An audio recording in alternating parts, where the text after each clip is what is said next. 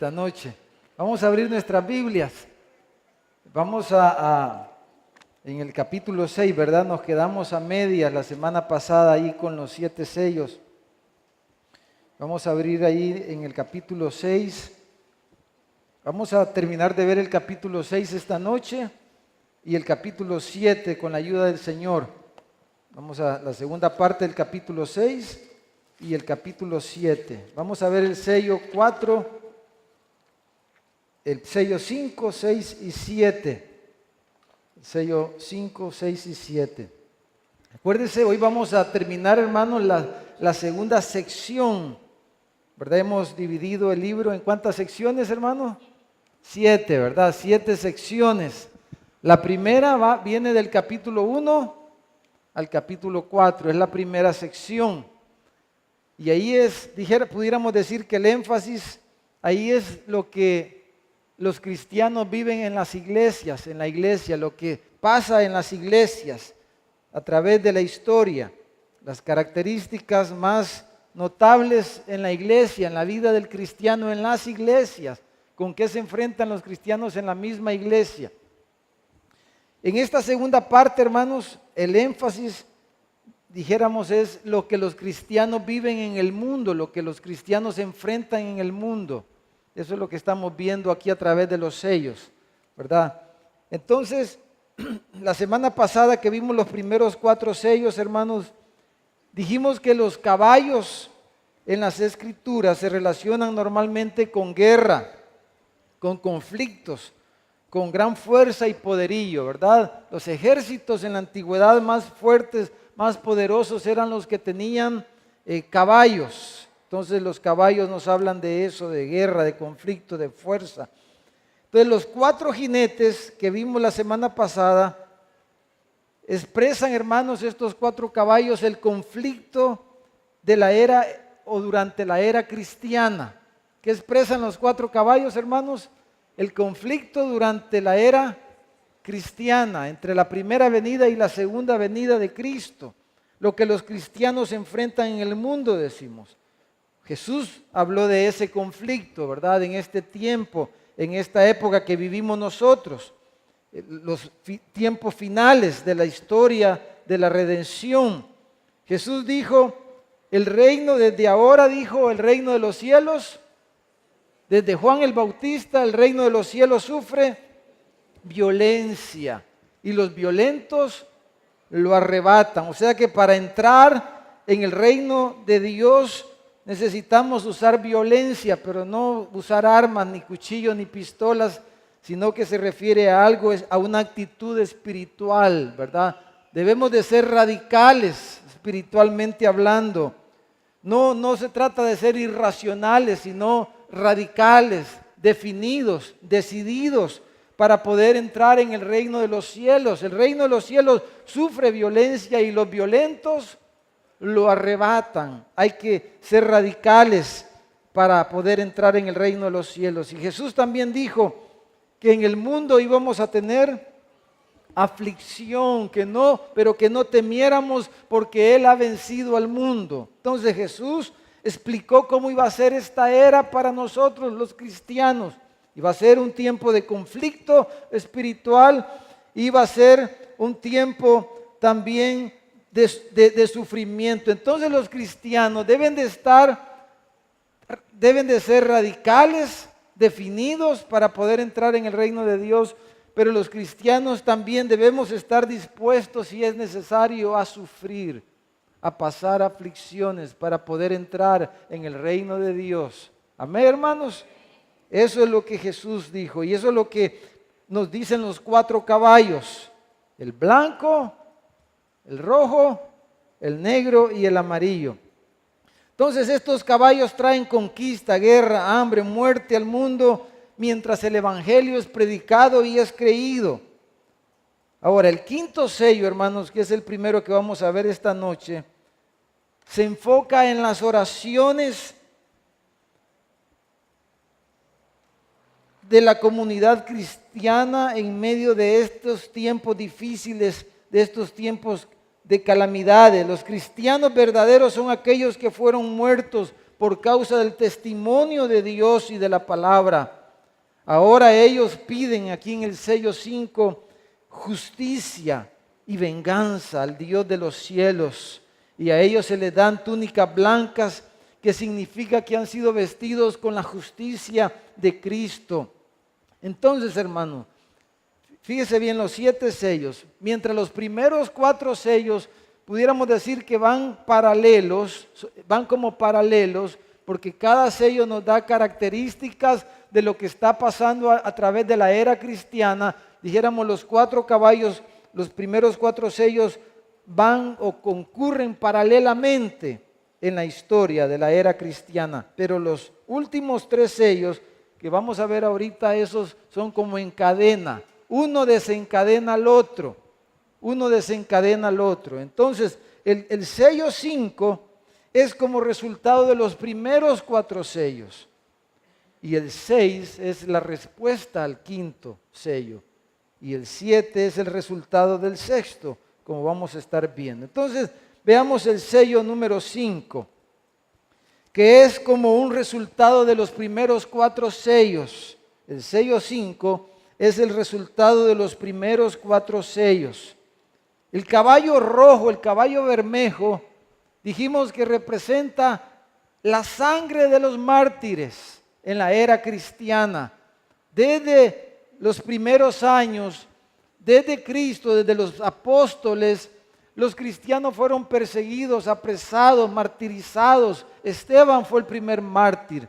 Pero así a través de toda la historia, cientos y miles de cristianos han sido asesinados, han sido sacrificados por causa del evangelio. Y hoy día está pasando lo mismo en algunos lugares del mundo. Entonces, el caballo rojo nos habla de eso que iba a estar pasando en la era cristiana, la sangre de los mártires. Mientras el evangelio se predica y se cree en la tierra, va a haber sangre que se derrama, ¿verdad? Entonces, el caballo negro, dijimos que el evangelio, hablamos de las injusticias, de que vivimos en un mundo injusto. Jesús habló de las riquezas injustas, de las desigualdades, de la inequidad. Y por eso el jinete va con una balanza, dijimos. Entonces dijimos que mientras hay personas muy ricas, hay muchas personas pobres. Pero que el evangelio es predicado especialmente y es creído y recibido por los pobres de este mundo, como dijo Santiago también. Eso caracteriza toda esta historia. Por eso Jesús dijo que los pobres siempre los íbamos a tener con nosotros, y Él dijo que pensáramos en los pobres como oramos y como hemos dado esta semana, ¿verdad? Hemos apartado algo de nuestra finanza para pensar en los más necesitados, comenzando por nuestros hermanos de nuestra propia iglesia. Entonces, pero el evangelio es creído entre los pobres. Y por último dijimos, el caballo amarillo son las guerras en las que los cristianos se ven involucrados y la muerte que viene con la guerra también. Entonces, como consecuencia de todo este cuadro de injusticia, de sangre derramada de los mártires, de estas guerras y de todo este conflicto durante toda esta época, entonces tenemos el 5.º sello, que es un clamor. El 5.º sello es un clamor. Son las almas que claman bajo el altar, dice. Leamos el versículo 9 al 11. Vamos a ir leyendo por parte. Versículo 9 al 11. Dice, cuando abrió el 5.º sello, vi bajo el altar las almas de los que habían sido muertos por causa de la palabra de Dios y por el testimonio que tenían. O sea, son los mártires, son los creyentes que han muerto, dice, por causa de la palabra de Dios y por el testimonio que tenían. Y lo más probable que cuando dice el altar, hermanos, este altar se está refiriendo al altar del incienso, al altar de oro que estaba justo enfrente al velo en el tabernáculo o en el templo, el altar del incienso. Porque dice que estas almas de estos mártires, dice que clamaban a gran voz, y un clamor intenso. Y ellos decían: ¿hasta cuándo, Señor? Como muchas veces quizás hemos sentido, hemos pensado nosotros mismos, ¿verdad? Cuando vemos la injusticia, la maldad, ¿hasta cuándo, Señor? Dicen ellos, santo y verdadero, ¿hasta cuándo no juzgas y vengas nuestra sangre en los que moran en la tierra? ¿Hasta cuándo? Es la oración. Señor, ¿por qué te retardas tanto? Versículo 11. Y dice que se les dieron vestiduras blancas y se les dijo que descansasen todavía un poco de tiempo hasta que se completara el número de sus consiervos y sus hermanos, que también habrían de ser muertos como ellos. Así como la cantidad de los elegidos, de los escogidos, así también hay un número, dice aquí, que de los que van a padecer, de los que van a ser martirizados por causa del Evangelio. Entonces, hermanos, ¿hasta cuándo, dicen, han sido martirizados por su fe? ¿Cuánto tiempo más durará esto? Dicen ellos. Señor, ¿hasta cuánto? ¿Cuánto tiempo más va a durar esta injusticia, esta persecución, esta maldad, esta desigualdad? ¿Hasta cuánto? ¿Hasta cuándo? ¿Cuánto más permitirás que tus enemigos hagan estas cosas a tu pueblo? Están diciendo. Entonces este sello, hermanos, trae a luz una variedad de aspectos que vamos a mencionar así de forma rápida. Aspectos, dijéramos, teológicos, lo que describen estos tres versículos, porque nos hablan de los muertos. Entonces nos describen bastante la actividad de los que ya durmieron, de los que están muertos. Pero Dios no es Dios de muertos, sino que Dios es Dios de vivos. Entonces los que están muertos en realidad no están muertos, sino que andaban en parranda. No era así decía. ¿Quién decía, hermano, así? No, en realidad no están muertos, están vivos, ¿verdad? Dios es Dios de vivos. Entonces los que murieron no están muertos, están vivos, hermano. Sus almas, ¿verdad? Están vivas y están en la presencia de Dios, están delante de Dios. Los creyentes especialmente estamos hablando. Los que no han creído el Evangelio, los que no tienen a Cristo en vida están muertos, ¿verdad? Están muertos en sus delitos y en sus pecados. Pero Cristo puede darnos vida. Él nos dio vida cuando estábamos muertos en nuestros delitos y pecados. Él nos dijo, vive por su gracia, por su bondad. Entonces estas almas, dice, están ahí. Son los que murieron por causa del Evangelio, pero están vivos y están orando, dice. Entonces, hermanos, esto nos habla de lo que se conoce como el estado intermedio de los creyentes muertos o fallecidos. Así se le llama en la teología, ¿verdad? El estado intermedio. O sea, ¿cuál es el estado de las personas, de los cristianos, desde que mueren hasta que ocurra la resurrección? ¿Cómo están, hermanos? Vivos. Es el estado intermedio, porque es como algo indefinido, dijéramos.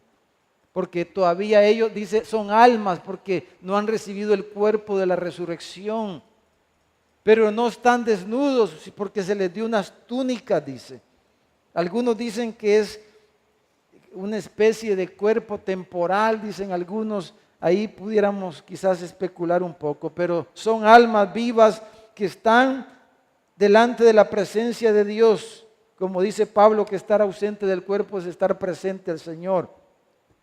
Entonces los cristianos fallecidos son descritos como almas. La resurrección del cuerpo no ha ocurrido.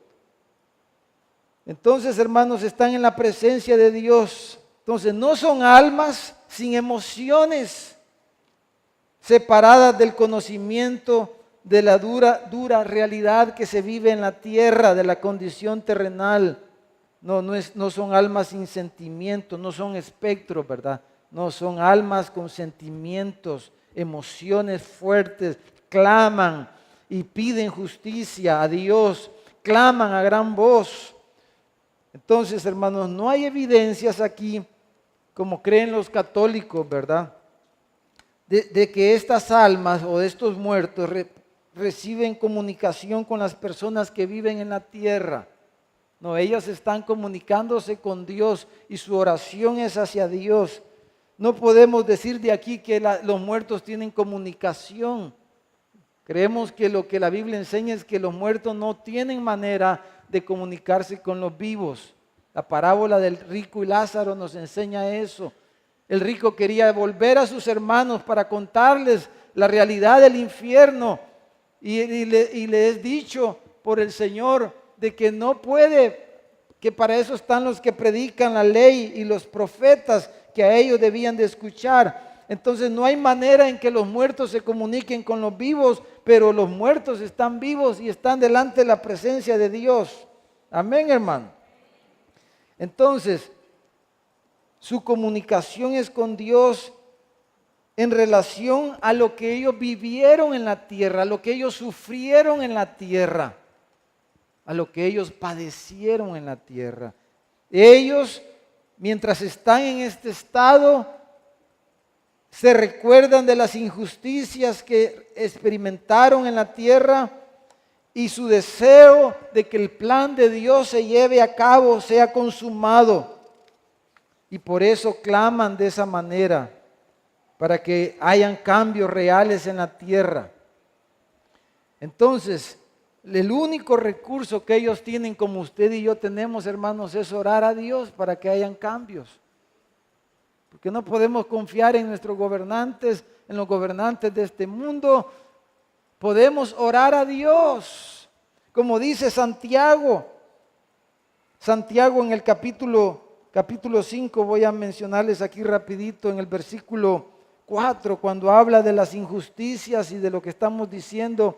Dice en el versículo 4, Santiago 5, aquí clama el jornal de los obreros que han cosechado vuestras tierras, el cual dice, por engaño no les ha sido pagado por vosotros, y los clamores de los que habían cegado han entrado en los oídos del Señor de los ejércitos. Está hablando, es un juicio contra los ricos de este mundo, y está diciendo que aún, imagínense los inconversos, hermanos, que sufren las injusticias en este mundo, y que quizás no tienen conciencia ni conocen a Dios, pero la injusticia y la opresión que sufren en este mundo les lleva a clamar al Dios que no conocen, les lleva a alzar sus ojos y decir que haya justicia en la tierra. Si esas oraciones y esos clamores de los inconversos llegan al oído del Señor, imagínense el clamor de los mártires. El clamor de aquellos que han padecido por el Evangelio. Estos son el sello 5. Los que padecieron por el Evangelio y claman por justicia. Claman porque el Señor consuma su plan. Entonces, las almas bajo el altar presentan oraciones a Dios, que es el verdadero incienso, dice la Escritura. Reconocen que el Señor es santo, justo, verdadero y es soberano sobre los juicios en la tierra. El Señor es santo y por lo tanto no puede permitir que el pecado exista en su presencia. Y el Señor es fiel a sus promesas. Entonces, hermano, están clamando ahí. Y a ellos se les dice que el número de los mártires no se ha completado todavía. Los creyentes que van a morir por causa del Evangelio aún falta que algunos, muchos quizás mueran todavía, sufran el martirio y que ellos esperen en Dios. Hermano, a lo mejor algunos de nosotros estamos enfrentando situaciones injustas y lo que la palabra nos llama es a esperar en Dios ante aquellos que ostentan el poder de una o de otra manera en este mundo. y que están entronados ahí en sus cetros, en su gobierno, en su autoridad, y que obviamente hacen mal uso de esa autoridad, pero que no podemos hacer nada para removerlos de ahí, solo Dios. Entonces dice, espera en Dios, dice. Espera en Dios porque Él es fiel, Él es santo. Descansen en Dios, les dice, se les dice a ellos. Entonces ellos, mientras gritan por justicia, entonces hermanos, ellos son animados a esperar en Dios. Entonces esto también, hermanos, nos lleva a pensar en la necesidad. Y como dice el proverbio en el capítulo 16, versículo 4, todas las cosas, dice, han sido hechas por Jehová, y aún el impío para el día malo. O sea que, hermanos, la maldad y los malos en el mundo son necesarios en el plan de Dios para que se revele la ira de Dios, y cómo de verdad Dios, siendo justo y santo, castiga a los malos, castiga la impiedad, castiga el pecado. Y aún el impío tiene propósito en el plan de Dios, porque a través de eso Dios va a revelar su ira, su enojo contra el pecado, contra la maldad. Entonces, el estado intermedio de los creyentes, esto nos define también. Los verdaderos cristianos, ¿verdad? Son aquellos que, como ya dijimos, están dispuestos a sufrir y a ser fieles en medio de las circunstancias difíciles. Esos son los verdaderos cristianos que permanecen en medio de la dificultad y la aflicción. Los que se echan para atrás en la aflicción, esos no son verdaderos cristianos. Son los que Juan dijo estaban con nosotros, pero salieron de nosotros porque no eran de nosotros. Pero estos que son fieles hasta la muerte, esos son los verdaderos cristianos. Nos define los verdaderos cristianos. Nos define cómo es la oración de los difuntos, de los santos difuntos, de los que han muerto ya. Están activos delante de Dios, orando a Dios. Esto también nos hace ver, hermanos, el papel soberano de Dios sobre el martirio, el sufrimiento de sus siervos. Dios tiene control y es soberano sobre el sufrimiento nuestro. Él tiene control del sufrimiento de los creyentes, de nuestro sufrimiento. Y también nos habla de la ira y la paciencia de Dios, y aún como los malos son necesarios para que se revele la ira de Dios. Entonces, eso tenemos en el sello 5, hermano. Veamos el sello 6. Vamos a leer los últimos versículos del capítulo 6, del 12 al 17. El sello 6. Y el sello 6, hermanos, le vamos a llamar a esto la conmoción cósmica. Es el juicio de Dios sobre este mundo. El sello 6 nos habla del juicio de Dios sobre este mundo. Entonces, este sello, hermanos, es la respuesta de Dios al clamor de los mártires, de los martirizados. El sello 6 es la respuesta al sello 5. Entonces, es el gran día. El sello 6 nos habla del gran día de la ira de Dios que hablaron los profetas en el Antiguo Testamento. El día de Jehová. El gran día de su ira ha llegado, dice más adelante el libro de Apocalipsis. Entonces, este sello es una descripción general del derramamiento de la ira de Dios sobre la tierra. Entonces se nos dice que la ira de Dios viene del cielo. Mire, leamos. Miré cuando abrió el sexto sello, y aquí dice, hubo un gran terremoto, y el sol se puso negro como tela de silicio, un eclipse solar, y la luna se volvió toda como sangre, y las estrellas del cielo cayeron sobre la tierra, meteoritos, cometas. O sea, es un cataclismo, es una conmoción cósmica. Los elementos del cosmos, del universo, son conmocionados.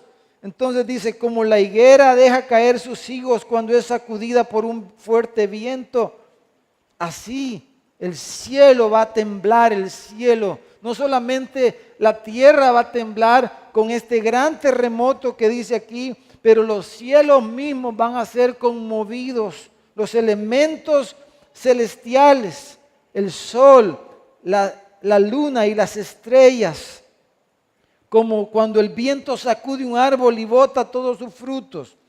Versículo 14 dice, y el cielo se desvaneció como un pergamino que se enrolla. O sea, va a ser algo tremendo. Dice, y todo monte y toda isla se removió de su lugar. O sea, es un cataclismo, ¿verdad? Entonces, ¿cuál es el efecto en las personas? Versículo 15. Y si los reyes de la tierra, comenzando con los poderosos, esos que se sientan en su trono y dicen, aquí nadie me va a mover.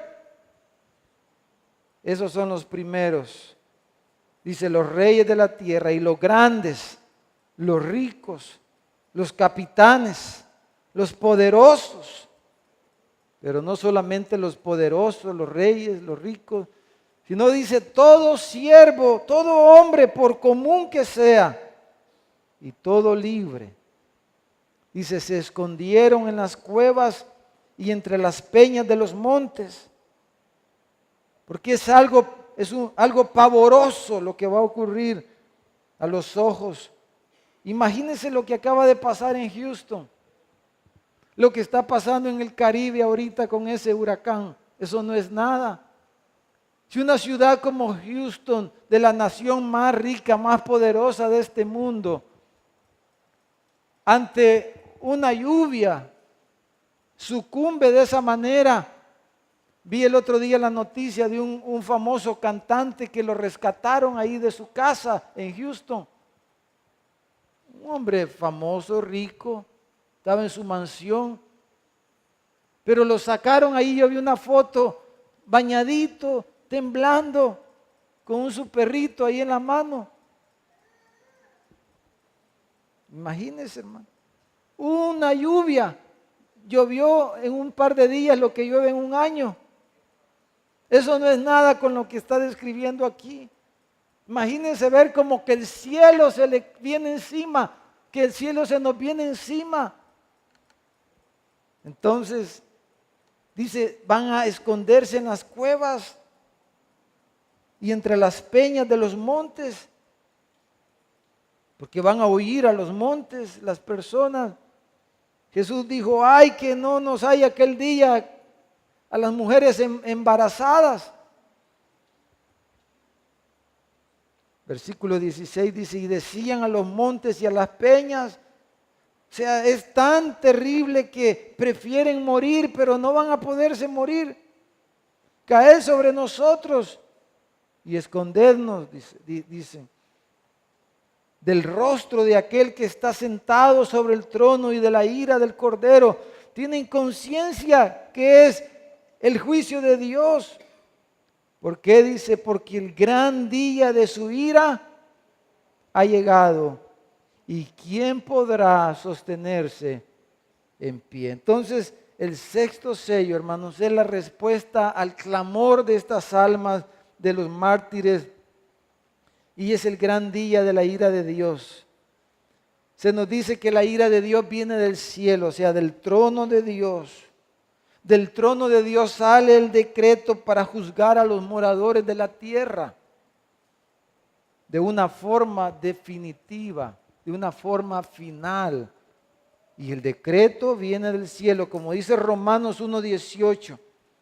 Hermanos, todos estos fenómenos naturales que hemos visto a través de la historia son muestras de la ira de Dios. Como dice Romanos 1:18, dice, porque la ira de Dios se revela desde el cielo, desde el trono de Dios, se nos revela a un Dios que está airado contra el mundo, contra el pecador, que llama al pecador a arrepentirse, a cambiar su manera de vivir, a un Dios que vez tras vez muestra su indignación y su enojo desde el cielo a través de todos estos fenómenos naturales.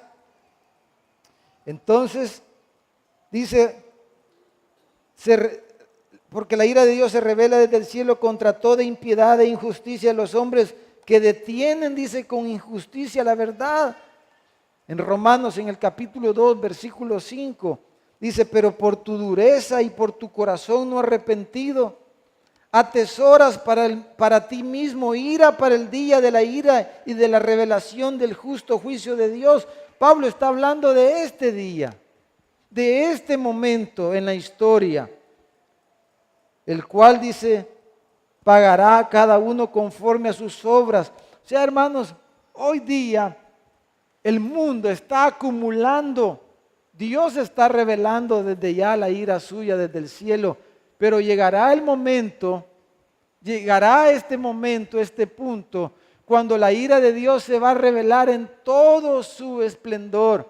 Así como Dios reveló en todo su esplendor su amor, cuando Cristo, cuando Él se encarnó, cuando el Hijo de Dios nació en un pesebre y ahí desplegó Dios su amor por nosotros, por la humanidad. Cuando Cristo padeció todo lo que padeció, las burlas y finalmente la muerte en la cruz y derramó su sangre y fue sepultado y todo lo que Él sufrió, Él desplegó su maravilloso amor por la humanidad, porque de tal manera amó Dios al mundo que dio a su único Hijo. Y a través de toda esta época, toda la era cristiana, los tiempos finales que comenzaron desde el derramamiento del Espíritu Santo hasta la venida del Señor, Él ha estado desplegando su paciencia. Pero a través de este tiempo, hermanos, así como una represa, ¿verdad?, que va acumulando agua a medida se va llenando el embalse, así se ha ido acumulando a través de la historia la ira de Dios contra el mundo impío en el que vivimos. Y se va a desatar en toda su fuerza y en todo su esplendor al final de los tiempos, antes de su regreso glorioso. Y eso nos describe el sexto sello. La ira de Dios caerá sobre el mundo de los impíos de una manera que nunca ha sucedido, con un juicio cataclísmico. Y el Creador permite que su misma creación reaccione. Entonces, el castigo se centra en aquellos que le han rechazado, que le han negado, sobre grandes y pequeños, sin acepción de personas. Y eso nos describe los versículos 12, ¿verdad? 13, 14, 15, 16 y 17. El 17 dice, porque el gran día de su ira ha llegado, ¿y quién podrá sostenerse en pie? Reyes y todo siervo, el cielo mismo será desvanecido. Entonces, hermanos, con el sexto sello venimos al sello final y quisiéramos ver el sello 7.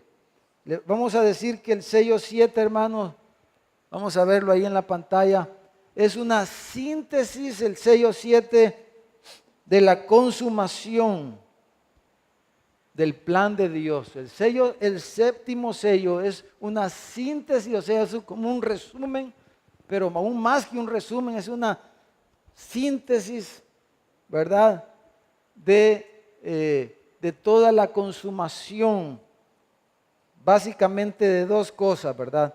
La consumación de la ira de Dios, como ya nos describió el sexto sello, y la consumación de la salvación, del plan de redención de nuestro Dios. Entonces, el séptimo sello es la consumación de la salvación y del juicio de Dios, pudiéramos decir. Nos presenta de una forma sintética y bien resumida toda la consumación, como vamos a ver ahora aquí. Entonces, hermanos, antes de romperse el último sello, leemos, ¿verdad?, en el capítulo 7. Y es como dijéramos, como un interludio, pero estamos ya en el sello 7, como en la antesala, dijéramos, del séptimo sello. Después de esto vi, o sea, después del sexto sello, después de esto vi a 4 ángeles en pie sobre los 4 ángulos de la tierra, que detenían los 4 vientos de la tierra, para que no soplase viento alguno sobre la tierra, ni sobre el mar, ni sobre ningún árbol. Entonces dice, vi también a otro ángel que subía de donde sale el sol, y tenía el sello del Dios vivo, y clamó a gran voz a los 4 ángeles, a quienes se les había dado el poder de hacer daño a la tierra y al mar. ¿Y qué es lo que dijo en su clamor? Dice, no hagáis daño a la tierra, ni al mar, ni a los árboles, hasta que hayamos sellado en sus frentes a los siervos de nuestro Dios. Y oí el número de los sellados, 144,000 sellados de todas las tribus de los hijos de Israel, de la tribu de Judá, 12,000, y de cada una de las tribus, hasta el versículo 8, 12,000 de cada tribu, sellados. Entonces dice, versículo, o quedémonos ahí, hermano.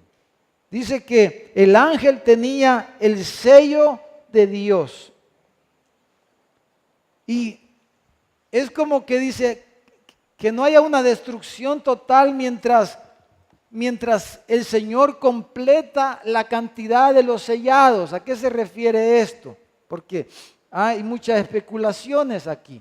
Algunos dicen que son los judíos que van a ser salvos, pero la Biblia es bien clara en decir, hermanos, que el verdadero Israel no es el que está allá en el oriente, sino que la Biblia está hablando del Israel de Dios, la iglesia, compuesta por judíos y gentiles. Ese es el misterio que se nos revela, como ya vimos semanas antes, ¿verdad? La iglesia compuesta por judíos y gentiles, ese es el misterio, que Cristo derribó la pared intermedia y de ambos pueblos hizo uno solo, por medio de la sangre que Él derramó en la cruz, un solo pueblo, su Israel, el pueblo de Dios, la iglesia, compuesta por los creyentes del Antiguo Testamento y los creyentes del Nuevo Testamento.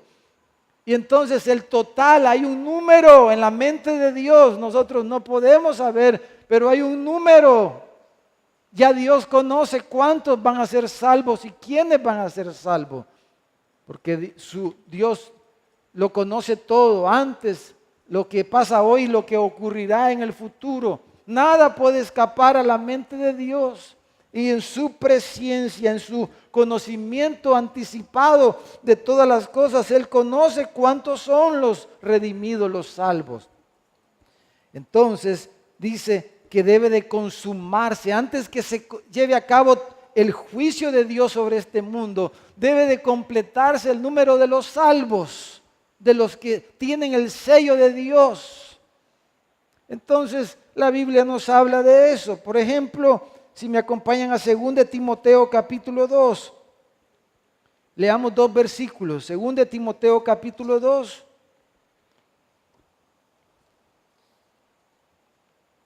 Mientras usted busca ahí 2 Timoteo capítulo 2, quiero recordarles del significado de los 144,000, ¿verdad? Porque si 144,000, hermanos, ¿de dónde sale ese número? Si usted multiplica 12 por 12, son 144, ¿verdad? Y si lo multiplica por 1,000, le dan 144,000. Entonces, son 12. Los primeros 12, las 12 tribus, porque que representa a todo su pueblo del Antiguo Testamento, y en el Nuevo Testamento son 12 apóstoles que representan a todos los creyentes del Nuevo Testamento. Entonces 12 por 12 son 144. y 1000 representa un periodo completo. 1000 es, el 10 habla de plenitud. 10 al cubo es 1000. Entonces 1000 es un periodo completo. Entonces 1000 por 12, que son 144,000, todos los creyentes en todo el periodo de la historia de la redención. Todos los que van a ser salvos en todo el periodo, desde el principio hasta el final. De ahí son 144,000. No son testigos de Jehová ni son judíos, sino que es un número simbólico que representa a todos los creyentes de toda la historia, porque el sello 7 es la consumación. Todos los que van a ser sellados, debe de completarse, dice. Debe de completarse antes que el juicio de Dios se ejecute plenamente en la tierra. Debe de completarse el número de los salvos. Entonces, 2 Timoteo 2:19 dice que el fundamento de Dios está firme, dice. ¿Por qué? Porque tiene este sello, el sello de Dios que traía este ángel. ¿Cuál es este sello? Conoce el Señor a los que son suyos. Entonces estos sellados son los que son suyos, son los que son de Él.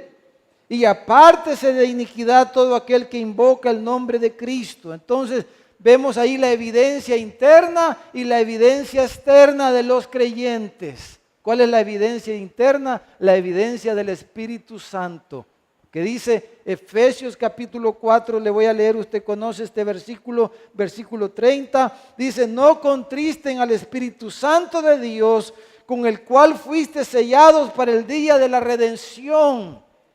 Cuando creímos el Evangelio, cuando una persona nace de nuevo porque el Espíritu Santo viene a morar a su corazón de una manera definitiva. Por eso dice que es como un sello, así como perdone el ejemplo, como la vaca le ponen ese sello, esa marca, ese fierro caliente y queda marcada el animal en su muslo. Así cuando alguien cree el Evangelio de verdad, entonces el Espíritu Santo viene a la vida de esa persona y es sellado con el Espíritu Santo. El Espíritu Santo viene de una manera definitiva a esa persona y no hay manera de que el Espíritu Santo se vaya del corazón de la persona que ha creído el Evangelio. Está sellado para el día de la redención. No hay, como dicen, vuelta de hoja. Fue sellado para el día de la redención. Ya es algo definitivo cuando el Espíritu Santo viene a la vida de una persona. Es el sello de Dios. Ahora, ese testimonio interno que es el Espíritu Santo, hermano, el que mejor conoce eso es Dios. Dios conoce a los que son suyos. ¿Y cómo los conoce? Porque tienen un sello. ¿Cuál es ese sello? El Espíritu Santo. ¿Verdad? Ahora hay una evidencia externa que las personas pueden ver en estos que han sido sellados y a lo que nosotros debemos de ponerle atención, porque a veces dicen: ¿y cómo sé que yo soy salvo? ¿Cómo sé que yo soy escogido? Dicen las personas que entienden ya un poco la doctrina de la elección. Se preocupan. Bueno, alguien dijo: si alguien se preocupa por eso, lo más probable es que sea elegido, dijo alguien, dijo un pastor. Gloria a Dios, ¿verdad? Entonces, ¿cómo sé que yo soy de Dios? ¿Cómo sé que yo soy salvo? Romanos 8 dice que el Espíritu Santo que mora en nosotros nos da testimonio que somos hijos de Dios. Entonces, si usted no tiene esa convicción, debe de venir al Señor y decirle: Señor, dame esa convicción de que soy tuyo. Solo el Espíritu Santo le puede dar esa convicción. Ahora, está la parte externa, digo. Y es lo que dice aquí en 2 Timoteo 2:19. Dice: apártese de iniquidad todo aquel que invoca el nombre de Cristo. Eso es la evidencia externa.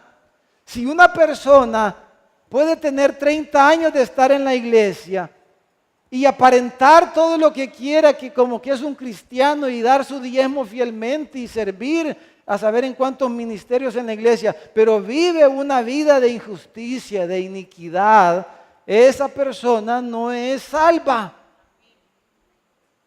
no da los frutos. Amén, hermanos. Dice, apártese de iniquidad todo aquel que invoca al Señor. Y nadie se puede apartar de iniquidad si no ha nacido de nuevo, si no tiene el Espíritu Santo. Solo con el Espíritu Santo en el corazón yo me puedo apartar del pecado. Esa fue mi experiencia, esa ha sido su experiencia. Esa fue mi experiencia cuando creí en Cristo. Cuando de verdad, después de 5 años de oír mensajes y de ir a una y otra iglesia, cuando de verdad creí el Evangelio, entonces comencé a desear apartarme de iniquidad. Pero antes de eso no, más me metía en pecados y en cosas. Entonces la evidencia externa es que la persona cambia, se aparta de sus caminos anteriores para andar en caminos nuevos y da otros frutos, la evidencia externa. Entonces dice que el ángel viene desde el sol, dice, tenía el sello del Dios vivo. Gloria a Dios. Y clamó a los 4 ángeles que se les había dado poder. Dice, no le hagan daño, espérense hasta que sean sellados, se complete, así como se van a completar los mártires, así se va a completar el pueblo de Dios. Es la consumación de la salvación. Por eso, hermanos, el versículo 9 nos describe el resultado de esto que estoy diciendo. Versículo 9. Después de esto, o sea, después de que selló a todos los 144,000, 12,000 de cada tribu, después de esto miré y aquí una gran multitud, o sea, no son 144,000, sino que es una gran multitud porque es un número simbólico, dice, la cual nadie podía contar, y no solo son judíos, sino que son de todas naciones y tribus y pueblos y lenguas, que estaban delante del trono en la presencia del Cordero, vestidos de ropas blancas y con palmas en las manos, y clamaban a gran voz diciendo, la salvación pertenece a nuestro Dios que está sentado en el trono y al Cordero. Y todos los ángeles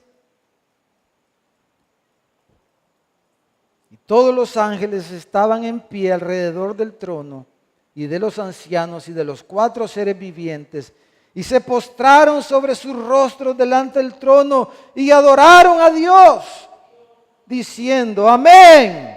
La bendición y la gloria y la sabiduría y la acción de gracias y la honra y el poder y la fortaleza sean a nuestro Dios por los siglos de los siglos. Amén. Aleluya. Nosotros le podemos dar un aplauso al Señor, hermanos, esta noche, porque Él reina, Él vive para siempre. Aleluya. Entonces dice el versículo 13, porque esta es la parte final, ¿verdad? Bueno, dejémoslo pendiente para la conclusión y avanzamos con el tiempo, y déjenme decir algunas cosas antes de leer estos últimos versículos. Entonces Dios contestó las oraciones de los mártires fallecidos. Ellos oraron y Dios les respondió. La cosecha debe completarse antes del día de la ira, aprendemos aquí. Hermanos, el evangelio del reino, como dijo Jesús en Mateo 24:14, será predicado a todas las naciones, entonces vendrá el fin. Entonces el 7º sello, hermano, contiene las 7 trompetas que comienzan en el capítulo 8. En el 8 es donde ya se abre definitivamente el sello 7 y comienzan las 7 trompetas.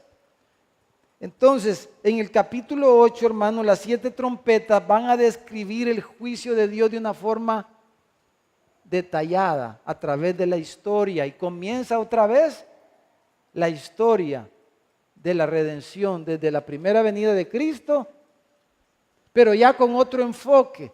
Aquí en estos 3 capítulos el enfoque ha sido los cristianos, cómo enfrentan los conflictos en el mundo. Pero ya en el capítulo 8 hasta el 11 vamos a ver otra vez la historia, ¿verdad?, de la redención entre la primera y la segunda venida de Cristo, pero ahora lo vamos a ver desde el punto de vista del mundo y del juicio de Dios en el mundo. Ya es otra vez vamos a contar la historia, pero con otro enfoque.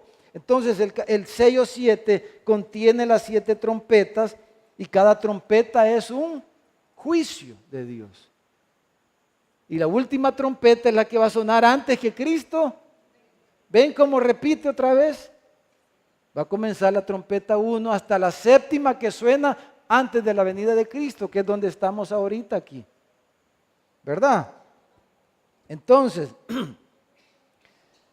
el sello 7 que comienza en el capítulo 8 es la explicación más detallada de este sello 6 y de este interludio, ¿verdad?, que estamos haciendo.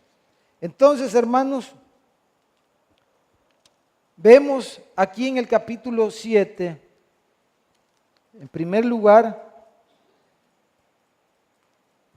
en la descripción que hace desde el versículo 9 que estamos leyendo, vemos a todos los redimidos delante del trono de Dios. ¿Y qué es lo que ellos tienen, hermanos? Están vestidos, dice, con ropas blancas porque son los redimidos, los salvos, los que fueron lavados con la sangre del Cordero, de toda lengua, de toda nación, de todo pueblo. Y tienen palmas en las manos, como que está evocando cuando Jesús entró en Jerusalén y le recibieron con palmas.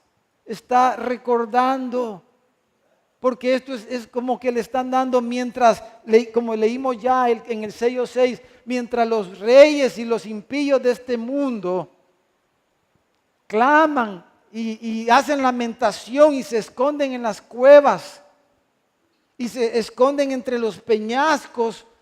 Esto los salvos lo reciben con aclamaciones de júbilo, con aleluyas, con alabanzas y con palmas en sus manos. Amén, hermano.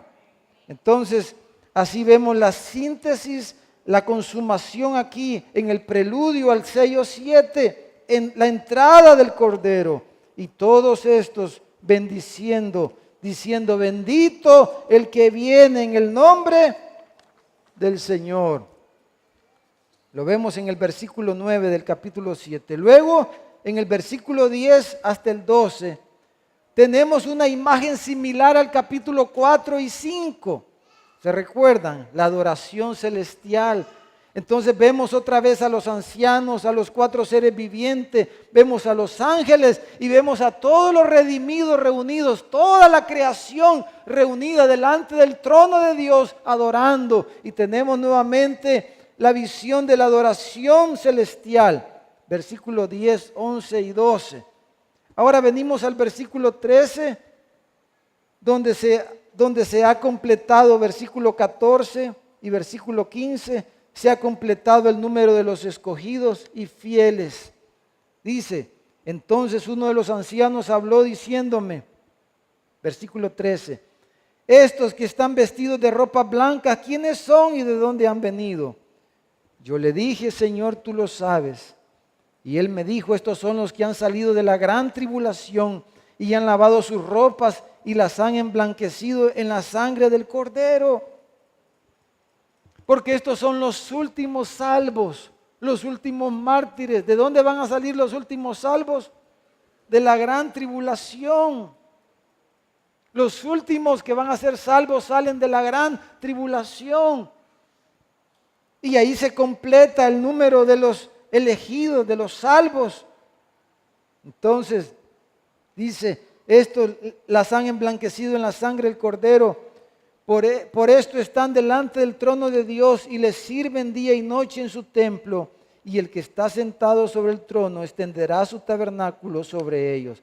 Y los últimos 2 versículos, hermanos, con lo que terminamos ahorita, nos describen el estado eterno. Estos 2 versículos, al final del libro, el capítulo 21, el capítulo 22, es una ampliación de estos 2 versículos. Mire lo que dice.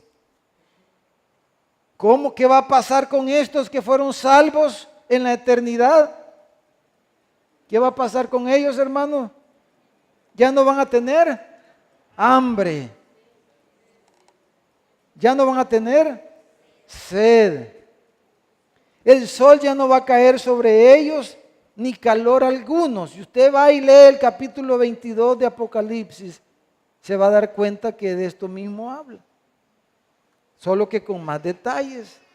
Versículo 17, ¿por qué es que va a pasar esto? Dice, porque el Cordero que está en medio del trono los pastoreará. ¿Quién es el que nos va a pastorear más allá de la muerte? El Señor nos va a pastorear más allá de la muerte. El Cordero nos va a pastorear a través de toda la eternidad. Él va a ser nuestra lumbrera, nuestro sol, nuestra luna, nuestra agua, nuestro alimento. Dice, y los guiará a fuentes de aguas de vida. Y Dios enjugará, o sea, va a secar toda lágrima de los ojos de ellos. Está describiendo el cielo, porque en la consumación aquí es una descripción del estado eterno. Entonces, se consuma los salvos, viene y se completa el juicio de Dios sobre la tierra, y entonces tenemos a todos los redimidos alabando, adorando a Dios por todos los siglos. Y los vemos disfrutando del cielo, disfrutando del hogar, de la casa de nuestro Padre, donde ya no va a haber lágrima, donde ya no va a haber dolor, donde ya no va a haber sol que nos fatigue de día, ni luna que nos fatigue de noche. Ya no va a haber descanso pleno, porque el Señor nos va a pastorear y nos va a hacer descansar por toda la eternidad, y va a ser un tiempo de gozo interminable y de disfrute eterno, de disfrute para siempre, porque Él va a ser nuestro pastor, como ya lo ha comenzado a hacer ahora. Amén, hermano. Démosle un aplauso al Señor. Vamos a orar. Gloria a Dios. Vamos a orar, hermano. Tengamos un momento mientras vienen los músicos para que meditemos un poquito en todo esto, hermano. Piense en todo esto y piense en lo que usted está viviendo ahorita. Quizás la mayoría estamos pasando momentos difíciles. Nuestro país, solo vivir en este país es algo trágico ya, ¿verdad, hermano?